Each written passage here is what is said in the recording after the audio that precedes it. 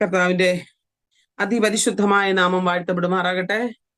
പിന്നെയും കൊലോസ്യ ലേഖന പഠനത്തിലേക്ക് കടന്നു വരുവാൻ ദൈവം നമ്മളെ സഹായിക്കുന്നല്ലോ. കഴിഞ്ഞ ദിവസങ്ങളിലൊക്കെയും നമ്മൾ ചിന്തിച്ചുകൊണ്ടിരുന്ന തിരുവചനം അത് ഇന്ന് 2-ാം അധ്യായം കംപ്ലീറ്റ് ചെയ്യുകയാണ്. 2-ാം അധ്യായം 22, 23 വേദഭാഗങ്ങളാണ് ഇന്ന് ചിന്തയ്ക്ക് ആധാരമായിട്ട് എടുത്തിരിക്കുന്നത്.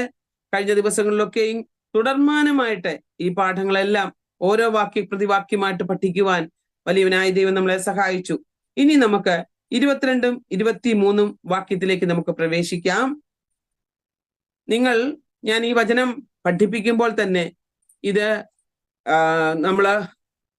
നിങ്ങൾ ഇത് മറ്റുള്ളവർക്ക് ഷെയർ ചെയ്ത് കൊടുക്കണം. നമ്മുടെ പ്രിയപ്പെട്ടവരെ ഈ വചന പഠനത്തിനായിട്ട് നിങ്ങൾ ക്ഷണിക്കണം. നമ്മുടെ മീറ്റിങ്ങിലേക്ക് അവരെയും ക്ഷണിക്കുവാൻ കർത്താവിൽ നിങ്ങൾ ആഗ്രഹിക്കുകയും അനേകർ ഈ തിരുവചനം പഠിക്കുവാൻ കാരണമാകുകയും ചെയ്യണം. അതുകൊണ്ട് നമുക്ക് ഒരുമിച്ച് ചേർന്നുകൊണ്ട് ദൈവസന്നിധിയിലായിരിക്കാൻ ഈ വചനദീപ്തി പ്രയർ ഫെലോഷിപ്പിന്റെ കൂട്ടത്തിൽ ഒരു കുടുംബത്തിന്റെ അംഗങ്ങളായി തീർന്ന് ദൈവനാമ മഹിമയ്ക്കായിട്ട് പ്രയോജനപ്പെടുവാൻ ഇടയാകട്ടെ. വായിക്കാൻ നമുക്ക് കൊലോസ്യ ലേഖനം 2-ാം അധ്യായം അതിന്റെ 22-ഉം 23-ഉം വാക്യങ്ങൾ ഒരാൾ ശബ്ദമുയർത്തി വായിച്ചാട്ടെ. ഇതല്ലോ ഉപയോഗത്താൽ നശിച്ചു പോകുന്നതത്രേ, അതൊക്കെയും ആരാധനയിലും താഴ്മയിലും ശരീരത്തിന്റെ ഉപേക്ഷയിലും രസിക്കുന്നവർക്ക് ജ്ഞാനത്തിന്റെ പേര് മാത്രമുള്ളത്, ജഡാഭിലാഷമോ അടക്കുവാനോ പ്രയോജനമുള്ളതല്ല.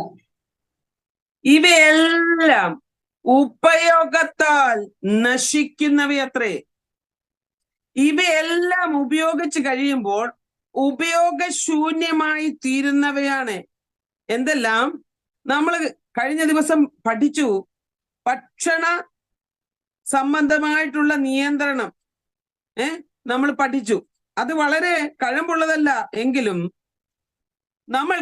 നമ്മൾക്ക് അരുതേ എന്ന് പറയുന്ന പല കാര്യങ്ങൾ നമുക്ക് പഠിക്കുവാനായിട്ട് കഴിഞ്ഞു. എന്നാൽ ഭക്ഷണത്തെക്കുറിച്ച് അവിടെ എടുത്തു നമ്മൾ കുറച്ച് കാര്യങ്ങൾ പഠിക്കുവാൻ തക്കവണ്ണം ഇടയായി. ഭക്ഷണപാനീയങ്ങൾ വിശ്വാസികൾക്ക് വിധിക്കപ്പെടുവാൻ ഇട വരരുതേ എന്നുള്ള നിലയില് ഇവിടെ ഭക്ഷണ സംബന്ധമായ ഒരു നിയന്ത്രണം വളരെ കഴമ്പുള്ള ഒരു കാര്യമല്ല. ഒരിക്കൽ ഭക്ഷിച്ചു കഴിഞ്ഞാൽ അവ നശിക്കുകയാണ്. നമുക്കറിയാം. അതിന് മർക്കോസിന്റെ സുവിശേഷം 7-ാം അധ്യായം 14-ാം വാക്യം ഒന്ന് വായിച്ചാട്ടെ. പിന്നെ അവൻ പുരുഷാരത്തെ അരികെ വിളിച്ചു അവരോട്, എല്ലാവരും കേട്ട് ശ്രദ്ധിച്ചുകൊള്ളുവിൻ. പുറത്തുനിന്ന് മനുഷ്യന്റെ അകത്ത് ചെല്ലുന്ന യാതൊന്നിനും അവനെ അശുദ്ധനാക്കുവാൻ കഴിയില്ല. അവനിൽ നിന്ന് പുറപ്പെടുന്നതത്രേ മനുഷ്യനെ അശുദ്ധമാക്കുന്നത്. കേൾപ്പാൻ ചെവിയുള്ളവൻ കേൾക്കട്ടെ എന്ന് പറഞ്ഞു. കേൾപ്പാൻ ചെവിയുള്ളവൻ കേൾക്കട്ടെ. ഇത് വളരെ ആഴത്തിലുള്ള ഒരു തിരുവചനമാണ്. കർത്താവായ യേശുക്രിസ്തു തന്റെ ശിഷ്യന്മാരോട് പറഞ്ഞതാ. ഒരു മനുഷ്യന്റെ ഭക്ഷണ സംബന്ധമായ നിയന്ത്രണത്തെ പറ്റി പറയുമ്പോൾ കർത്താവ് ഇതിനെക്കുറിച്ച് ഈ മർക്കോസിന്റെ സുവിശേഷം 7-ാം അധ്യായം 14-ാം വാക്യത്തിൽ ഇങ്ങനെ പറയുകയാണ്: ഒരുവന്റെ ഉള്ളിലേക്ക് പോകുന്നതല്ല, ഉള്ളിൽ നിന്ന് പുറത്തേക്ക് വരുന്നതാണ്. ഹല്ലേലൂയ. നാം ശ്രദ്ധിക്കേണ്ടത്, നമ്മൾ ക്ഷണികമായ സമയത്ത് അല്പ ഭക്ഷണം കഴിച്ചു, അത് മറപ്പുരയിൽ പോകുന്നു. എന്നാൽ നാം ഈ ലോകത്ത് ജീവിച്ചിരിക്കുമ്പോൾ നമ്മുടെ ജീവിതം ക്ഷണികമാണ്. ഈ ക്ഷണികമായ ജീവിതത്തിൽ നമ്മൾ നൈസർഗികമായ വില കൊടുത്ത് നമ്മുടെ ജീവിതം നാം ചിലവഴിക്കുമ്പോൾ ഇന്ന് ദൈവാത്മാവ് നമ്മളോട് പറയുകയാണ്, നാം എന്ത് ചെയ്യണം? ഈ വചനങ്ങളെ നാം അനുസരിക്കണം. മനുഷ്യരുടെ കൽപ്പനകളും ഉപദേശങ്ങളും അനുസരിച്ച് നാം നടക്കുവാൻ ഇടയാകരുത്. ഇന്നലെ നമ്മൾ പഠിച്ച വാചകം ഇതായിരുന്നു. ഇവിടെ നിങ്ങൾ ക്രിസ്തുവിനോട് 20-ാം വാക്യം തൊട്ട്, നിങ്ങൾ ക്രിസ്തുവിനോടുകൂടി ലോകത്തിന്റെ ആദ്യ പാഠങ്ങൾ സംബന്ധിച്ച് മരിച്ചുവെങ്കിൽ ലോകത്തിൽ ജീവിക്കുന്നവരെ പോലെ നിങ്ങൾ ചട്ടങ്ങൾക്ക് കീഴ്പ്പെട്ട് ജീവിക്കുന്നത് എന്തുകൊണ്ട്? അപ്പോൾ ലോകക്കാര് പഠിപ്പിച്ചിരിക്കുന്ന ചില ചട്ടങ്ങൾ, ചില പ്രമാണങ്ങളുണ്ട്. അതിനനുസരിച്ചല്ല ജീവിക്കേണ്ടത്. യെശയ്യാ പ്രവാചകന്റെ പുസ്തകം എന്ന് എടുത്താട്ടെ, അതിന്റെ 29-ാം അധ്യായം 13-ാം വാക്യം ഒന്ന് വായിച്ചാട്ടെ. ഈ ജനം അടുത്തു വന്ന് വായു കൊണ്ടും അധരം കൊണ്ടും എന്നെ ബഹുമാനിക്കുന്നു, എങ്കിലും തങ്ങളുടെ ഹൃദയത്തെ അവർ എന്നിൽ നിന്ന് ദൂരത്ത് അകറ്റി വെച്ചിരിക്കുന്നു. എന്നോടുള്ള അവരുടെ ഭക്തി മനഃപ്പാടമാക്കിയ മാനുഷിക കൽപ്പനയത്രേ. അധരം കൊണ്ട് ദൈവത്തെ ആരാധിക്കുന്ന ഒരു കൂട്ടർ.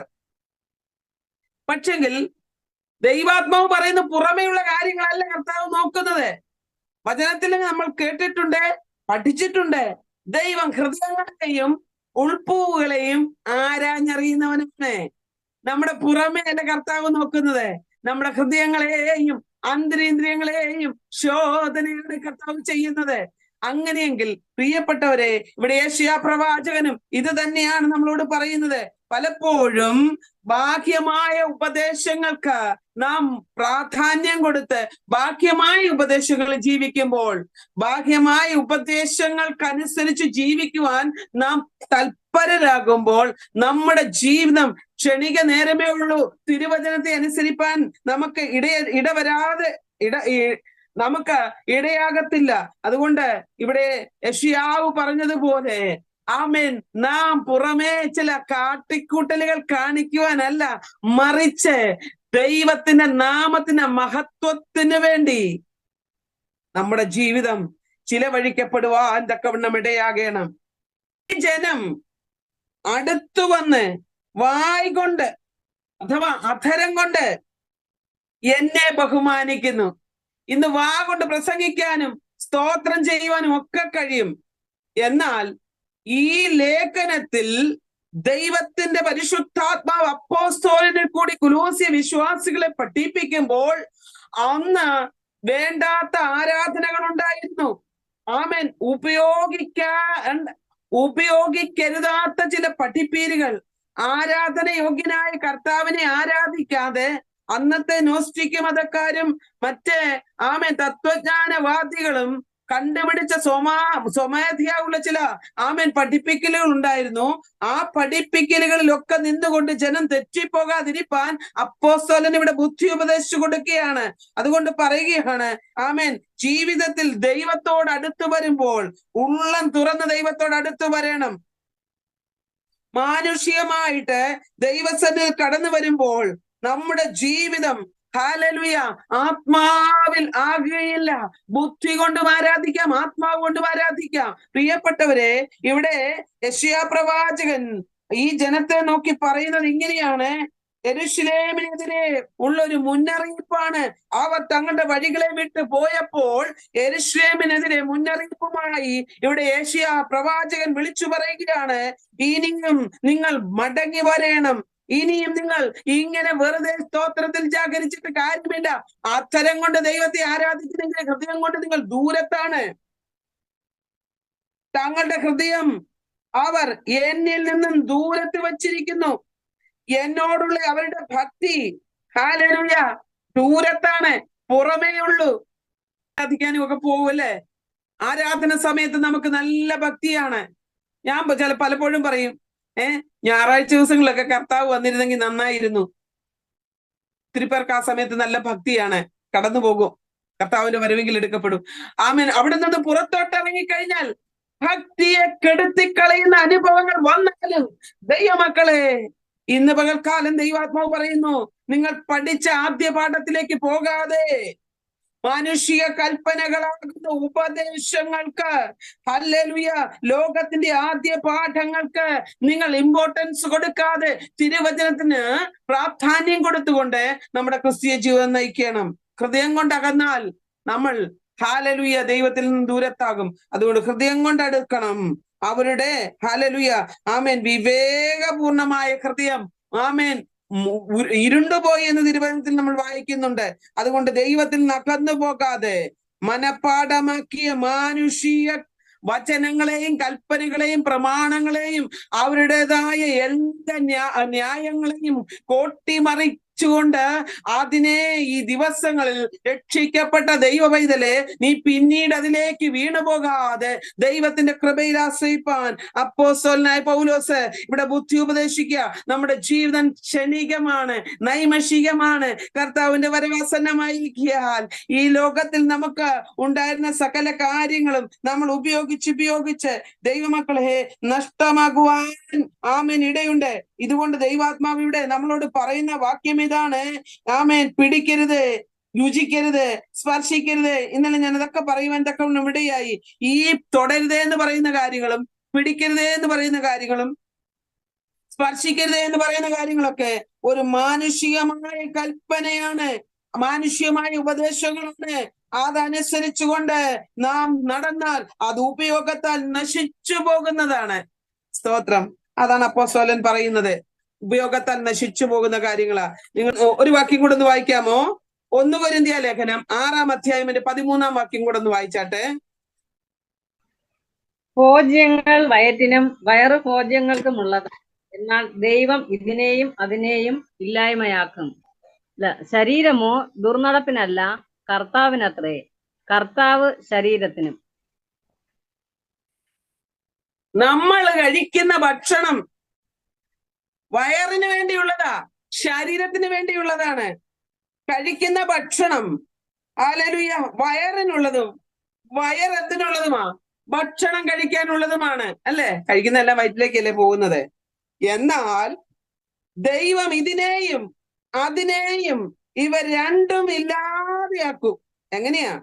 ശരീരമോ ദുർനടപ്പിനായിട്ടുള്ളതല്ല, കർത്താവിനെ സേവിക്കേണ്ടതിന്, കർത്താവിനെ ആരാധിക്കേണ്ടതിന് അത്രേ നമുക്ക് തന്നിരിക്കുന്ന ഈ ശരീരം കൊണ്ട് ദൈവത്തെ മഹത്വീകരിപ്പാൻ ഇടയാകണം. റോമാലേഖനം 12-ാം അധ്യായത്തിൽ പറഞ്ഞിട്ടുണ്ട്, നിങ്ങളുടെ ശരീരങ്ങളെ ജീവനും വിശുദ്ധിയും ദൈവത്തിന് പ്രസാദമുള്ള യാഗമായി സമർപ്പിപ്പീൻ. ഭക്ഷണത്തിന് ഇമ്പോർട്ടന്റ് കൊടുക്കുമ്പോൾ അത് നശിച്ചു പോകുന്നതാണ്. ചിലർ അതിനാണ് ഇമ്പോർട്ടന്റ് കൊടുക്കുന്നത്. ഭോജനപ്രീതി പാപമാണ്. എന്നാൽ നമുക്ക് കഴിക്കുന്ന ഭക്ഷണം നമുക്ക് ശരീരത്തിന് വേണ്ടിയുള്ളതാകിയാൽ അതിന് ഇമ്പോർട്ടന്റ് കൊടുക്കാതെ തിരുവചനം പറയുന്നത്, നാം വസിക്കുന്ന ദൈവത്തിന്റെ മന്ദിരമായി ഈ ശരീരത്തെ വിശുദ്ധിയിൽ സൂക്ഷിക്കുവാൻ നാം പ്രാപ്തരാകണം. അതാണ് ദൈവാത്മാവിടെ നമ്മളെ കൊണ്ട് ആമേൻ ആഗ്രഹിക്കുന്നത്. അതുകൊണ്ട് ഇവിടെ മാനുഷിക കൽപ്പനകളാകുന്ന ഉപദേശങ്ങൾ 20-ാം വാക്യത്തിൽ അപ്പോസ്തലൻ പറഞ്ഞിരിക്കുന്നത് ഇങ്ങനെയാ, നിങ്ങൾ ക്രിസ്തുവിനോട് കൂടി ലോകത്തിന്റെ ആദ്യ പാഠങ്ങൾ സംബന്ധിച്ച് മരിച്ചുവെങ്കിൽ, അപ്പൊ ആ ലോകത്തിൻ്റെതായ ഉപദേശങ്ങളെ വിട്ടിട്ട് ക്രിസ്തുവിനോടുകൂടി മരിക്കുന്നു എങ്കിൽ ലോകത്തിൽ നാം ലോകക്കാരെ പോലെ ജീവിക്കത്തില്ല. എന്നാൽ ക്രിസ്തുവിൽ ജീവിക്കുന്നു എന്ന വ്യാജേന ഹൃദയം കൊണ്ട് ദൈവത്തിൽ നകന്ന് അധരം കൊണ്ട് ദൈവത്തെ സ്തുതിക്കുന്നവർ ഈ ലോകത്തിൽ ഈ ലോകക്കാരെ പോലെ ജീവിക്കുകയാണ്. അതുകൊണ്ട് എന്ത് ചെയ്യണം? അപ്പോസ്തലൻ പറയുക, മാനുഷിക കൽപ്പനകൾക്കും 22-ാം വാക്യം, മാനുഷിക കൽപ്പനകൾക്കും ഉപദേശങ്ങൾക്കും അനുസരണമായിട്ടുള്ളതാകിയാൽ ഉപയോഗത്താൽ നശിച്ചു പോകുന്നതാണ്. ഹല്ലേലൂയ. നശിക്കപ്പെടുവാൻ സാധ്യതയുണ്ട്. അതുകൊണ്ട് നമ്മൾ എന്ത് ചെയ്യണം? ഇവയിൽ നിന്നൊക്കെ വിട്ടു നിൽക്കണം. സ്തോത്രം. മത്തായി എഴുതിയ സുവിശേഷം 15-ാം അധ്യായം 1 മുതൽ 20 വരെയും, മാർക്കോസിന്റെ സുവിശേഷം 7-ാം അധ്യായം 1 മുതൽ 23 വരെയും, തീത്തോസിന്റെ ലേഖനം 1-ാം അധ്യായം 14-ാം വാക്യത്തിലും മാനുഷ്യ കൽപ്പനകളാകുന്ന ഉപദേശങ്ങളെ നമുക്ക് കാണുവാനായിട്ട് കഴിയും. നമുക്ക് തീത്തോസ് 1:14 വായിക്കാം. മറ്റു വാക്യങ്ങൾ വലുതായതുകൊണ്ട് സമയത്തിന്റെ പരിമിതിയാൽ അത് നിങ്ങൾ തനിച്ചിരുന്ന ഭവനത്തിൽ ധ്യാനിക്കുക. യഹൂദ കഥകൾക്കും സത്യം വിട്ട് അകലുന്ന മനുഷ്യരുടെ കൽപ്പനകളെയും ശ്രദ്ധിക്കാതിരിക്കേണ്ടതിനും അവരെ കഠിനമായി ശാസിക്കുക. മതി. യഹൂദന്മാരുടെ കെട്ടുകഥകളും സത്യം വിട്ടകലുന്ന മനുഷ്യരുടെ കൽപ്പനകളും ശ്രദ്ധിക്കാതിരിക്കണം. പഠിപ്പിച്ചല്ലോ, യഹൂദന്മാരുടെ നടുവിൽ കെട്ടുകഥകൾ ഉണ്ടാക്കി യഹൂദന്മാരെ തെറ്റിക്കുന്ന അവസ്ഥകൾ. അതാണ് അപ്പോസ്തലൻ അവിടെ നിഷ്കർഷിക്കുന്നത്. കെട്ടുകഥകൾ പഠിപ്പിച്ചിട്ട് യഹൂദന്മാർ ആമേൻ ദൈവജനത്തെ സത്യം വിട്ട് ഉഴലുമാറാക്കുകയാണ്. മനുഷ്യരാകുന്ന അവരുണ്ടാക്കിയ കൽപ്പനകളിൽ അവരെ നടത്തുവാൻ ശ്രമിക്കുക. അതുകൊണ്ട് ഇന്ന് പകൽവേള അപ്പോസ്തലൻ കൊലോസ്യ വിശ്വാസികളെ ആവർത്തിച്ച് പറഞ്ഞ് മനസ്സിലാക്കി കൊടുക്കുകയാണ്. മാനുഷ്യ കൽപ്പനകളാൽ നിങ്ങൾ കുടുങ്ങിപ്പോകരുതേ. നിങ്ങൾ ക്രിസ്തുവിനോടുകൂടി ഹല്ലേലൂയ മരിച്ചവരാകുന്നുവെങ്കിൽ, അവന്റെ വചനത്തിൽ അടിയുറച്ച് ജീവിക്കുന്നവരാകുന്നുവെങ്കിൽ, ഈ ലോകത്തിന്റെ ആദ്യ പാഠങ്ങൾ വിട്ടു വന്നവരാകുന്നു എങ്കിൽ നിങ്ങൾ എന്ത് ചെയ്യണം? ഈ അനുസരണക്കേടിലേക്ക് വീണ്ടും മടങ്ങിപ്പോകരുതേ എന്നാണ് അപ്പോസ്തലൻ ഇവിടെ പറയുന്നത്. ഇനി നമുക്ക് അതിന്റെ 23 വേദഭാഗത്തേക്ക് മടങ്ങി വരാം. ആ വാക്യം ഒന്ന് വായിച്ചാട്ടെ. കൊലോസ്യർ 2:23 വായിക്കാം. ഇവയൊക്കെയും സ്വന്തമായുള്ള തീഷ്ണ ഭക്തിയും ആത്മനിന്ദയും ശരീരപീഡനവും പ്രോത്സാഹിപ്പിക്കുന്നത് കൊണ്ട് ജ്ഞാനത്തിന്റെ ഭാഗ്യരൂപങ്ങളാകുന്നു.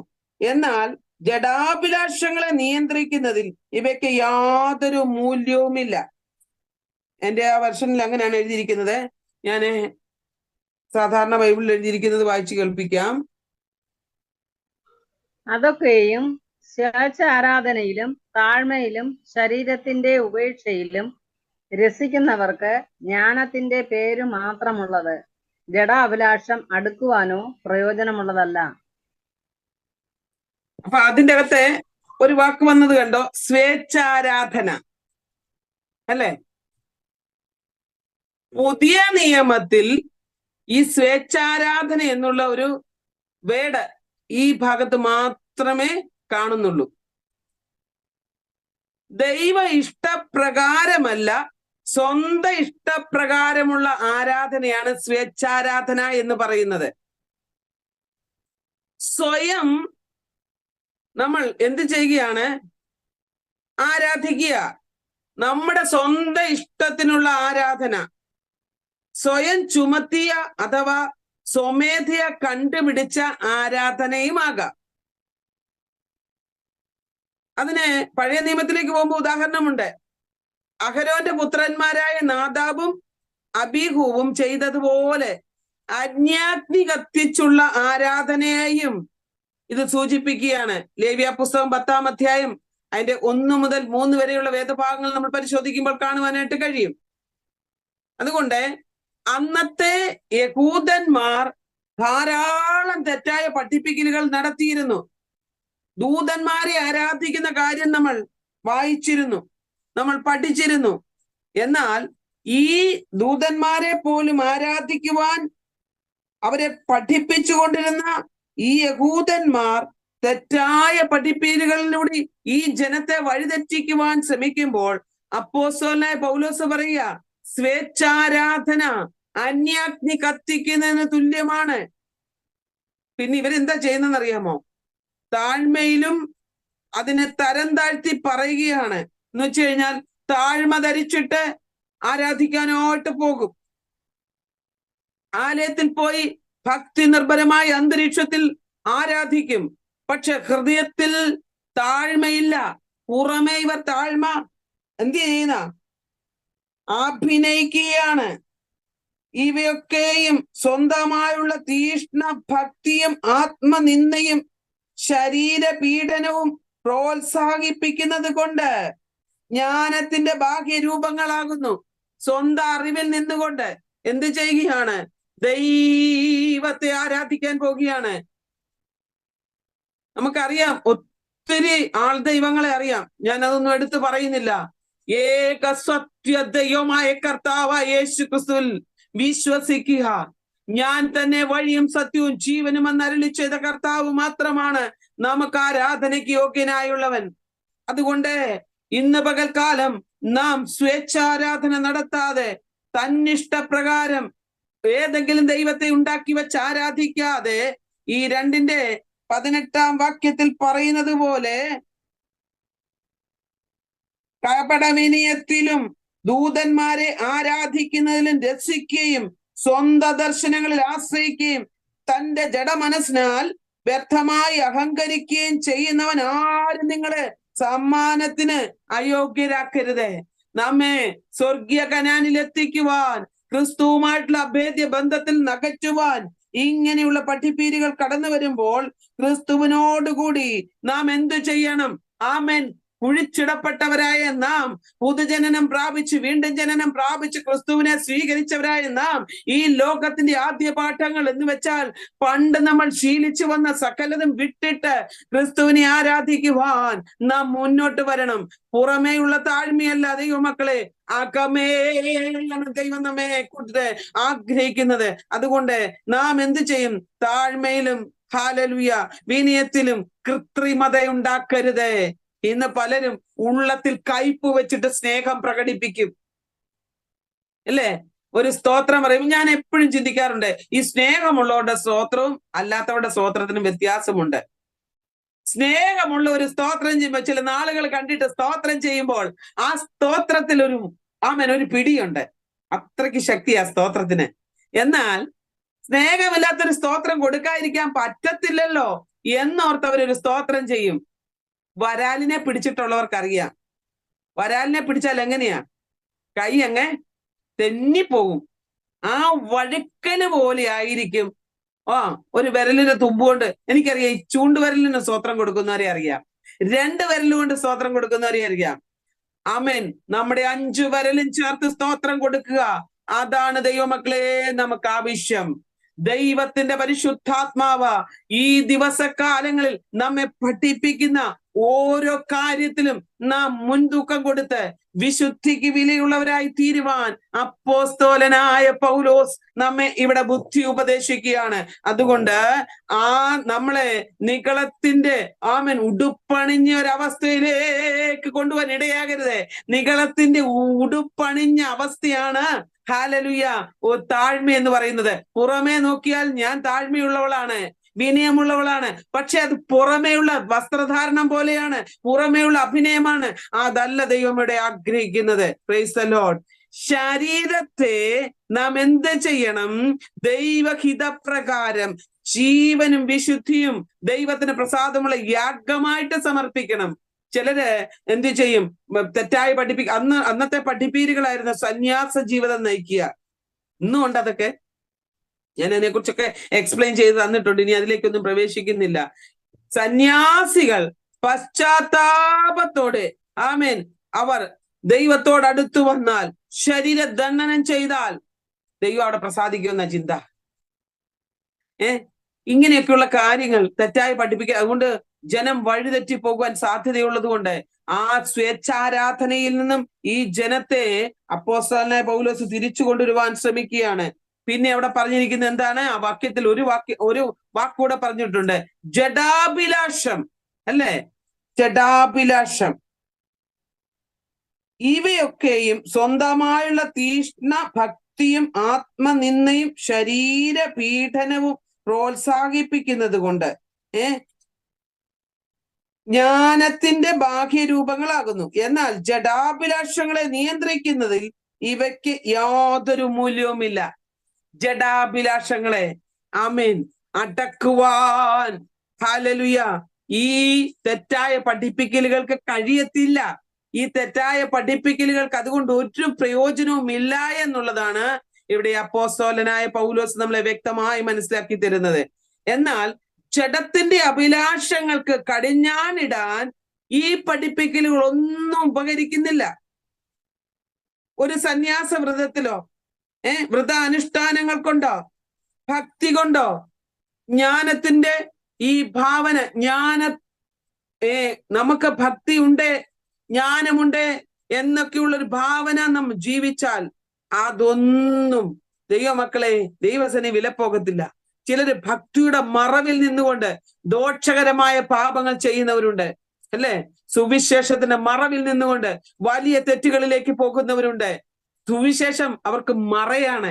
ഇന്ന് പകൽക്കാലം ദൈവം തമ്പുരാൻ നമുക്ക് വേണ്ടി കർത്താവായ യേശു ക്രിസ്തു ന്യായപ്രമാണത്തിന് നടിച്ചുവർ ഇടിച്ചു കളഞ്ഞ് ന്യായപ്രമാണത്തിന്റെ അടിമയിൽ നിന്നും നമ്മളെ ക്രിസ്തുവിനോടുകൂടി ചേർക്കുവാൻ കരുണ കാണിച്ചുവെങ്കിൽ, ദൈവമക്കളെ, ക്രിസ്തുവിൽ നമ്മെ സുവിശേഷത്തിന്റെ ഭാഗവാക്കാക്കി തീർത്തുവെങ്കിൽ, പരിശുദ്ധാത്മാവ് പറയുക, ഈ സുവിശേഷത്തെ മറപിടിച്ചുകൊണ്ട് പാപത്തിന് അധീനപ്പെട്ടു പോകുവാൻ ഇടവരാതെ വണ്ണം നമ്മുടെ ജീവിതത്തെ നാം എന്ത് ചെയ്യണം?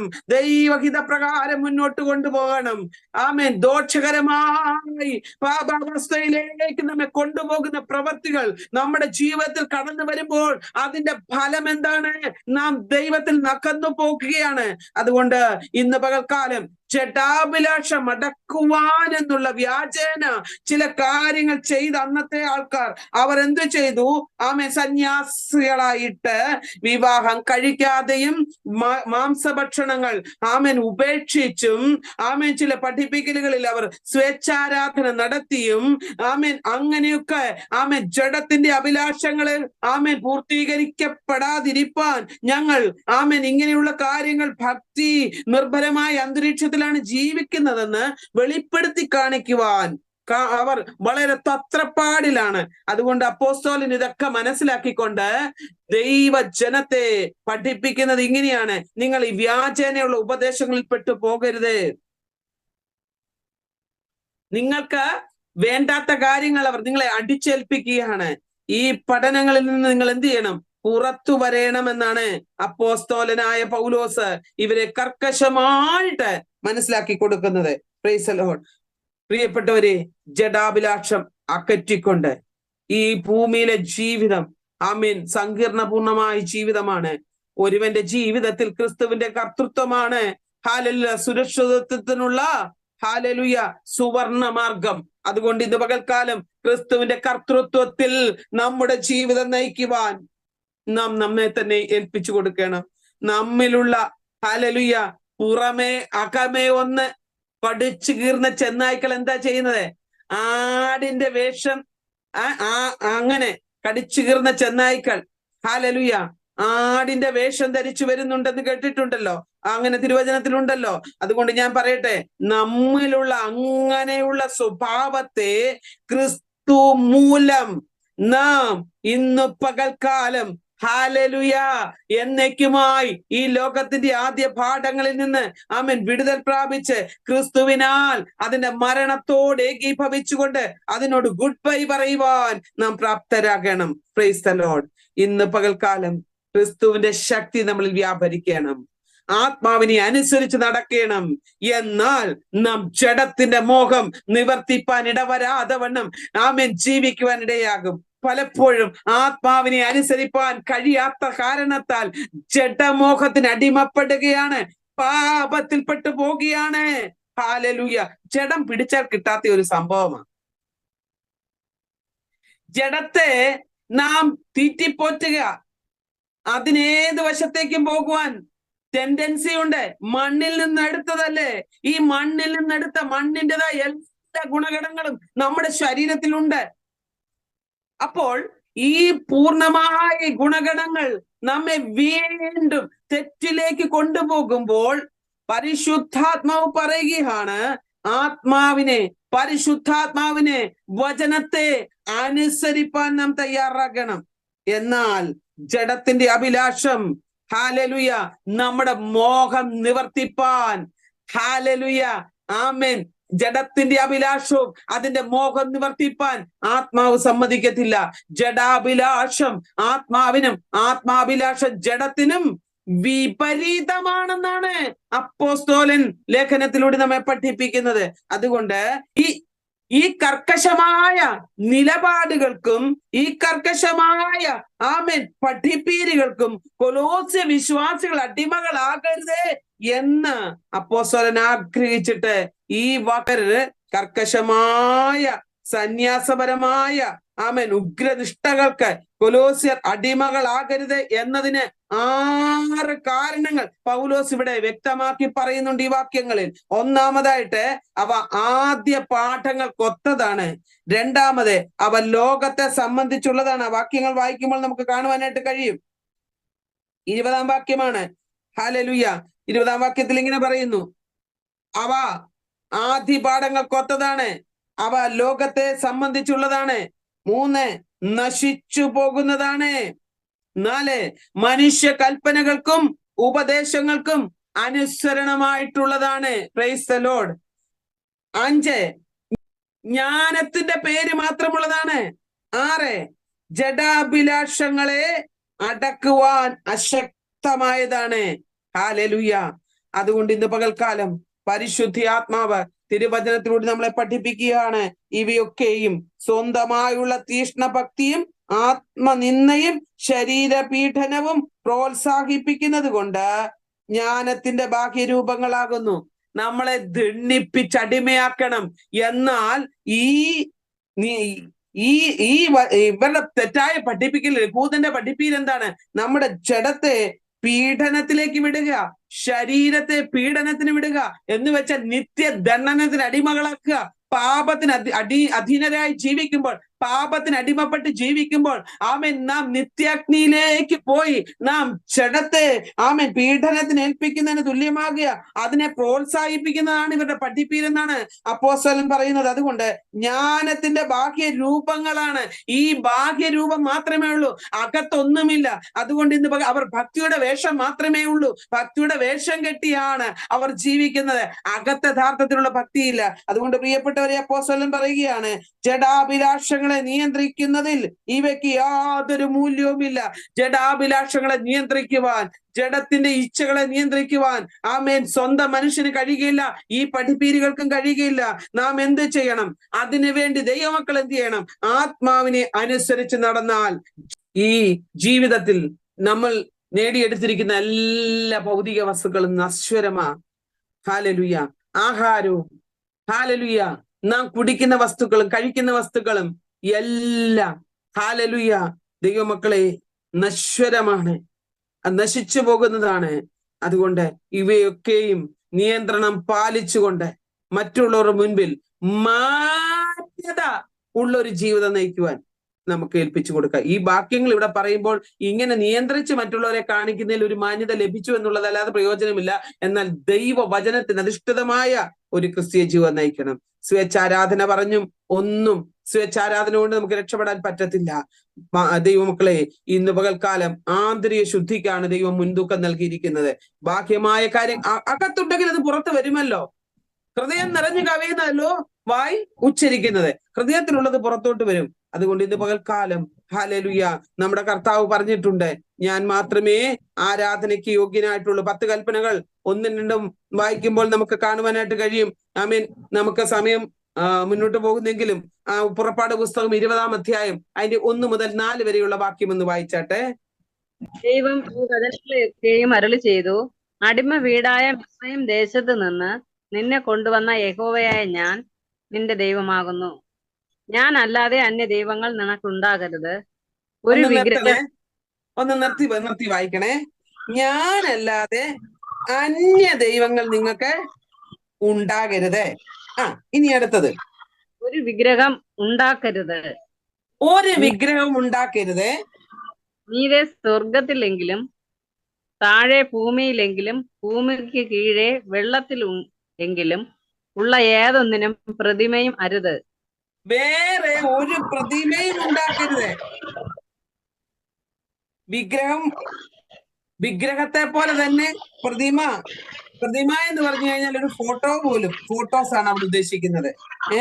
വിഗ്രഹം വേറെ, അതിന്റെ പ്രതിരൂപം, അതാണ് പ്രതിമ. ഈ വചനങ്ങളെ നാം തിരിച്ചറിയണം. അപ്പം നമ്മളെ അടിമ വീടായ മിസ്രയീമിൽ നിന്നും ദൈവം വിളിച്ചു കൊണ്ടുവന്നു എന്ന് ഇസ്രായേൽ ജനത്തോട് പറയുമ്പോൾ നമ്മെ ഓരോരുത്തരെയും പാപത്തിന്റെ അന്ധകാര കൂപത്തിൽ നിന്നും വിളിച്ചു പുറത്തു കൊണ്ടുവന്നു. അങ്ങനെയെങ്കിൽ ഞാനല്ലാതെ നിങ്ങൾ മറ്റൊരു ദൈവത്തെ ആരാധിക്കരുത്. അന്യ ദൈവങ്ങൾ നിങ്ങൾക്ക് പാടില്ല. ഇവിടെ സ്വേച്ഛാരാധന പഠിപ്പിക്കുന്ന കൂട്ടത്തോടാ പറയുന്നത്. നമ്മുടെ ഇടയിലും ഇതൊക്കെയല്ലേ നടക്കുന്നത്, അന്യാരാധന. ഇന്ന് നമ്മൾ വിഗ്രഹങ്ങളെ ഒന്നും വെച്ചിട്ടില്ലെങ്കിലും നമ്മുടെ മക്കള് വിഗ്രഹങ്ങളാണ്. ഒത്തിരി കാര്യങ്ങൾ ഞാൻ നേരത്തെ ഇതൊക്കെ എക്സ്പ്ലെയിൻ ചെയ്തിട്ടുണ്ട്. അതുകൊണ്ട് ഞാൻ അതിലേക്ക് പോകുന്നില്ല. ദൈവമക്കൾക്കും ഉണ്ട് വിഗ്രഹങ്ങൾ. അതുകൊണ്ട് ദൈവാത്മാവ് പറയുക, ഞാനല്ലാതെ അന്യ ദൈവങ്ങൾ നിങ്ങൾക്ക് ഉണ്ടാകരുത്, യാതൊരു വിഗ്രഹവും ഉണ്ടാക്കരുത്. പിന്നെ മീതെ സ്വർഗത്തിലോ താഴെ ഭൂമിയിലോ ഭൂമിക്ക് കീഴെ വെള്ളത്തിലോ ഉള്ള യാതൊന്നിന്റെയും പ്രതിമയും അരുത്. നമ്മള് ഫോട്ടോയൊക്കെ വെച്ച് മെഴുകുതിരിയും സാമ്പ്രാണിയൊക്കെ കത്തിച്ച് എന്തുമാത്രം ആരാധിച്ചുകൊണ്ടിരുന്നത് അല്ലേ? ഇന്ന് പകൽക്കാലം പരിശുദ്ധാത്മാവ് പറയുക, ഇവയൊക്കെ നമുക്ക് നിഷിദ്ധമാണ്. ആമീൻ. സ്വേച്ഛാരാധനക്കാർ ഹല്ലേലൂയ ഈ പുതിയ നിയമത്തിൽ ആമീൻ ദൈവത്തെ ആരാധിക്കുന്നവരായി മാറണം. എന്നാൽ അവർ ചിലപ്പോഴൊക്കെ എന്താ ചെയ്യുന്നത്? ഹല്ലേലൂയ വേഷം കെട്ടി നടക്കും ആരാധനയുണ്ട് എന്ന് പറയുന്നത്. ഹല്ലേലൂയ ദൈവാത്മാവ് പറയുക, അങ്ങനെ നടക്കുന്നവർ ഹല്ലേലൂയ ആമേൻ ദൈവഹിതം വിട്ടുപോകും. ഭക്ഷണപാനീയങ്ങളെ വർജിച്ച് ചില കാര്യങ്ങളൊക്കെ ചെയ്ത് ഇങ്ങനെയൊക്കെ ജീവിക്കും. പക്ഷെ നിത്യജീവങ്കിലേക്ക് നിലനിൽക്കുന്ന ആഹാരത്തിനായിട്ട് നമ്മൾ പ്രവർത്തിക്കണം. ഭോജ്യങ്ങൾ വയറ്റിനും വയറ് ഭോജ്യങ്ങൾക്കുമുള്ളതാകിയാൽ ദൈവം ഇതിനെ ഹല്ലേലൂയ അതിനെയും ഇല്ലായ്മയാക്കും ദൈവമക്കളെ. അതുകൊണ്ട് ഈ പകൽക്കാലത്തെങ്കിൽ നമുക്ക് ഏൽപ്പിച്ചു കൊടുക്കാം. മാത്രമല്ല താഴ്മയിലും ഉപേക്ഷയിലും ആമേൻ രസിക്കുന്നവർക്ക് ജ്ഞാനത്തിന്റെ പേര് മാത്രമേ ഉള്ളൂ. ഹല്ലേലൂയ താഴ്മ എന്ന് പറയുന്ന നല്ല സ്വഭാവം ഒക്കെയാ. താഴ്മയുള്ളവർക്ക് ദൈവം കൃപ നൽകുന്നെന്ന് തിരുവചനത്തിൽ നമ്മൾ വായിക്കുന്നുമുണ്ട്. എന്നാൽ പുറമേയുള്ള താഴ്മ നടനമല്ല, അകമേ ഹല്ലേലൂയ അതാണ് വേണ്ടത്. അകത്ത് നിറഞ്ഞ അഹങ്കാരവും പുറമേ താഴ്മയുടെ ഭാവവും ധരിച്ചാൽ അത് നമ്മുടെ ശരീരത്തിന് ഹാനികരമാണ്, നമ്മുടെ ജീവിതത്തിന് ഹാനികരമാണ്. അത് നമ്മളെ പാപത്തിന് അടിമയാക്കുവാൻ ഇടയുണ്ട്. അതുകൊണ്ട് മറ്റുള്ളവരുടെ മുൻപാകെ നല്ലവനാകാൻ ശ്രമിക്കുകയല്ല വേണ്ടിയത്. ഹല്ലേലൂയ ശരീരം കൊണ്ട് ആമേൻ ദൈവ വചനത്തിന്റെ വ്യവസ്ഥയിൽ ജീവിക്കുവാൻ തയ്യാറാകുമ്പോൾ, പരിശുദ്ധാത്മാവ് ആമേൻ വചനത്തിലൂടെ പറഞ്ഞിരിക്കുന്ന കാര്യങ്ങളെ നാം അനുസരിക്കുവാൻ തയ്യാറാകുമ്പോൾ ജ്ഞാനത്തിന്റെ ആത്മാവ് നമ്മളിൽ വരുവാൻ തക്കവണ്ണം ഇടയാകും. ഇവർ ജ്ഞാനത്തിന്റെ പേര് പറഞ്ഞ് ജീവിക്കുമ്പോൾ അവർ ആത്മീയ മൂല്യങ്ങളെ ഹല്ലേലൂയ മനസ്സിലാക്കാതെ, ആത്മീയ മൂല്യങ്ങൾക്ക് ബല കൊടുക്കാതെ ജഡാഭിലാഷങ്ങൾക്ക് പ്രാധാന്യം കൊടുത്തവർ ജീവിക്കുകയാണ്. അതുകൊണ്ട് അവർ ജഡത്തെ ആമേൻ അതിന്റെ രാഗമോഹങ്ങളോട് കുഴിച്ചിടുന്നില്ല. അവസരം വരുമ്പോൾ എന്ത് സംഭവിക്കുന്നത്? പാപത്തിന് അടിമപ്പെട്ടു പോകും. എന്നാൽ യഥാർത്ഥത്തിൽ ഒരു ദൈവ പൈതലായി തീർന്ന യഥാർത്ഥത്തിൽ ഒരു ക്രിസ്ത്യാനി തന്റെ ശരീരത്തെ, തന്റെ മനസ്സിനെ, തന്റെ ആത്മാവിനെ ഒരുപോലെ ക്രിസ്തുവുമായിട്ടുള്ള അഭേദ്യ ബന്ധത്തിലേക്ക് വരുമ്പോൾ, ആമേൻ വചനാധിഷ്ഠിതമായ ക്രിസ്തീയ ജീവൻ നയിക്കുമ്പോൾ അവന്റെ ശരീരത്തെ അതിന്റെ രാഗമോഹങ്ങളോടുകൂടി കുഴിച്ചിടപ്പെടുവാൻ, ജഡാഭിലാഷത്തെ അടക്കുവാൻ കഴിയും. അതുകൊണ്ട് ദൈവമക്കളെ, മനുഷ്യനിൽ അന്തർലീനമായിരിക്കുന്ന ഒരു പാപ പ്രകൃതിയുണ്ട്. ആ പാപ പ്രകൃതിയുടെ സ്വാധീനത്തെ കെടുത്തി കളയുവാൻ നമുക്ക് ഹല്ലേലൂയ ശത്രുവായവൻ പല കാര്യങ്ങളും തന്ത്രങ്ങളും ഉപദേശിച്ചു തരും. അതിൽ നിന്നും ആ തെറ്റായ ആമേൻ കാര്യങ്ങളിൽ നിന്ന് പഠിപ്പിക്കലുകളിൽ നിന്നും രക്ഷപ്പെട്ട് ആത്മാവിനാൽ ജീവിക്കുവാൻ, ആത്മാവിനാൽ ജഡത്തിന്റെ പ്രവർത്തികളെ മരിപ്പിച്ചിട്ട്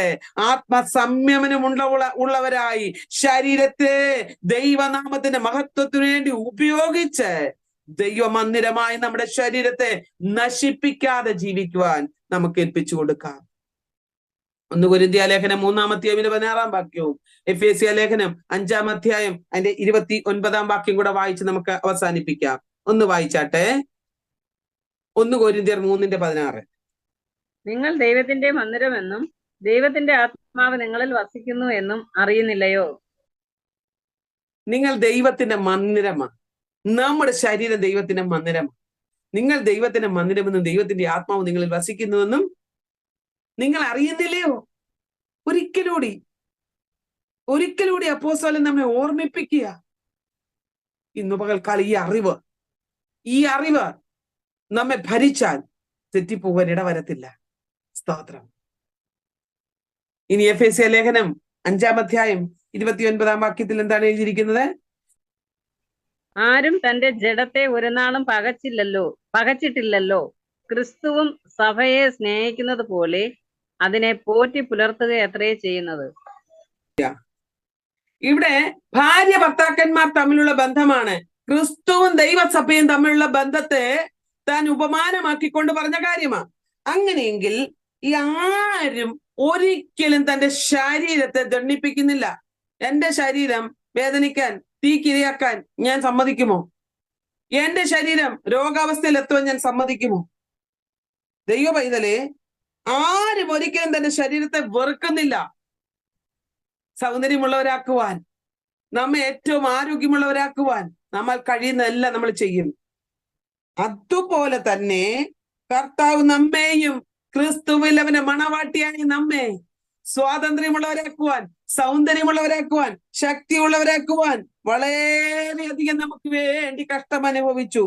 അതുകൊണ്ട് ഇന്ന് പകൽ ക്രിസ്തുവിന്റെ മണവാട്ടി എന്ന് ചിന്തിച്ച് നമ്മുടെ ശരീരത്തെ, ഹല്ലേലൂയ, ആമേൻ, നാം എന്ത് ചെയ്യണം? ഒരുപോലെ വിശുദ്ധിയിൽ സൂക്ഷിക്കണം. ആരും ഒരിക്കലും തന്റെ ശരീരത്തെ വെറുക്കുന്നില്ലല്ലോ. ക്രിസ്തു സഭയെ എന്ന പോലെ അതിനെ പോറ്റി പുലർത്തുകയാണ് ചെയ്യുന്നത്. അപ്പൊ ക്രിസ്തു സഭയെ പോറ്റി പുലർത്തുവാൻ ചില കാര്യങ്ങൾ ചെയ്തല്ലോ, അതുപോലെ ചില കാര്യങ്ങളിൽ നാം വർജനമാചരിക്കുകയും ചില കഷ്ടതകളൊക്കെ ആമേൻ വിശുദ്ധിക്ക് വേണ്ടി ആമേൻ നാം വില കൊടുക്കേണ്ട ചില അവസ്ഥകൾ ഉണ്ടാകും. അതുകൊണ്ട് ഇന്ന് പകൽക്കാലം പറയുന്നു, ജീവിതത്തിൻ്റെതായ ഓരോ അവസ്ഥകളിലും പ്രൈസ് ദി ലോർഡ് നാം നമ്മെ തന്നെ ഏൽപ്പിച്ചു കൊടുക്കണം. ഇത് പകൽക്കാലം ക്രിസ്തുവിനോടുകൂടി ലോകത്തിന്റെ ആദ്യ പാഠങ്ങൾ സംബന്ധിച്ച് മരിക്കുവാൻ ഇടയാകണം. നമുക്ക് ഏൽപ്പിച്ചു കൊടുക്കാം. നമുക്ക് ദൈവം അനുവദിച്ചാൽ നാളെ 3-ാം അധ്യായത്തിലേക്ക് പ്രവേശിക്കാം. ഈ 2 അധ്യായം ഇത്രത്തോളം പഠിക്കുവാൻ സ്വർഗത്തിലെ വലിയവനായ ദൈവം നമുക്ക് സഹായിച്ചല്ലോ. ഒരു ക്ലാസ് പോലും മുടങ്ങാതെ നമുക്ക് ലഭിക്കുവാൻ ദൈവം ഇടയാക്കിയതിനായിട്ട് ഞാൻ സ്തോത്രം ചെയ്യുന്നു. തുടർന്നും നിങ്ങൾ ഇതിൽ ഭാഗവാക്കാക്കുന്നതിനായിട്ട് നന്ദി. നമ്മുടെ വചനദീപ്തി ഫാമിലിയിൽ ഇനിയും അനേകരെ കൂട്ടിവരുത്തുവാൻ കർത്താവിന്റെ നാമത്തിന് മഹിമയ്ക്കായിട്ട് ആമേൻ തിരുവചനം പഠിക്കുവാനും പഠിപ്പിക്കുവാനും കർത്താവ് കൃപ നൽകട്ടെ. നിങ്ങൾ എന്നെയും ഓർത്ത് പ്രാർത്ഥിക്കണം. നിങ്ങളുടെ പ്രാർത്ഥനയാണ് എന്റെ നിലനിൽപ്പ്. തുടർന്നും നമ്മുടെ പ്രവർത്തനങ്ങൾ ദൈവത്താൽ അനുഗ്രഹീതമാകട്ടെ. നമ്മുടെ വചനദീപ്തി ഫാമിലിയിലേക്ക് അനേകരെ കൂട്ടിവരുത്തുവാൻ നിങ്ങൾ ആമേൻ ഒരുങ്ങണം. നിങ്ങൾ ഈ തിരുവചനം കേൾക്കുമ്പോൾ മറ്റുള്ളവരിലേക്ക് അത് ഷെയർ ചെയ്ത് കൊടുക്കണം. അവർക്കും ഇത് അനുഗ്രഹമായി മാറട്ടെ. പ്രത്യേകമായിട്ട് നിങ്ങളുടെ കമന്റ്സുകൾ നിങ്ങൾ അവിടെ ഇൻബോക്സിൽ അറിയിക്കണം, എഴുതി അറിയിക്കണം. ആമേൻ തിരുവചന പഠനം നിങ്ങൾക്ക് അനുഗ്രഹമായി ലൈക്ക് ചെയ്ത് അറിയിക്കണമേ. എല്ലാ ദിവസവും ഈ പഠിപ്പിക്കപ്പെടുന്ന പാഠങ്ങൾ നിങ്ങൾക്ക് ലഭിക്കപ്പെടുവാൻ, നോട്ടിഫിക്കേഷൻ ലഭിക്കപ്പെടുവാൻ താല്പര്യപ്പെടുന്നവർ ഈ ചാനൽ സബ്സ്ക്രൈബ് ചെയ്യണം. അവർക്ക് ഒരു ക്ലാസ് പോലും മുടങ്ങാതെ അതാത് സമയങ്ങളിൽ ഞാൻ വീഡിയോ അപ്ലോഡ് ചെയ്താൽ ഉടൻ തന്നെ നിങ്ങൾക്ക് നിങ്ങളുടെ ഫോണിൽ അത് നോട്ടിഫിക്കേഷനായിട്ട് വരും. നിങ്ങൾക്ക് കേൾക്കാം. നിങ്ങൾക്ക് ഇഷ്ടമുള്ള സമയങ്ങളിൽ അത് മനസ്സിലാക്കുവാനും തിരുവചനം പഠിക്കുവാനും ഇടയാകും. അതുകൊണ്ട് ഈ എളിയ പ്രവർത്തനങ്ങളെ ഓർത്ത് നിങ്ങൾ പ്രാർത്ഥിക്കണമെന്ന് അപേക്ഷിക്കുന്നു. അനേകർക്ക് ആശ്വാസവും തണലുമായി തീരുവാൻ ദൈവം നമ്മെ സഹായിക്കട്ടെ. കൂടി വന്ന എല്ലാവർക്കും ഒരിക്കൽ കൂടി നന്ദി പറയുന്നു. കർത്താവ് എല്ലാവരെയും അനുഗ്രഹിക്കുമാറാകട്ടെ. ആമേൻ, ആമേൻ.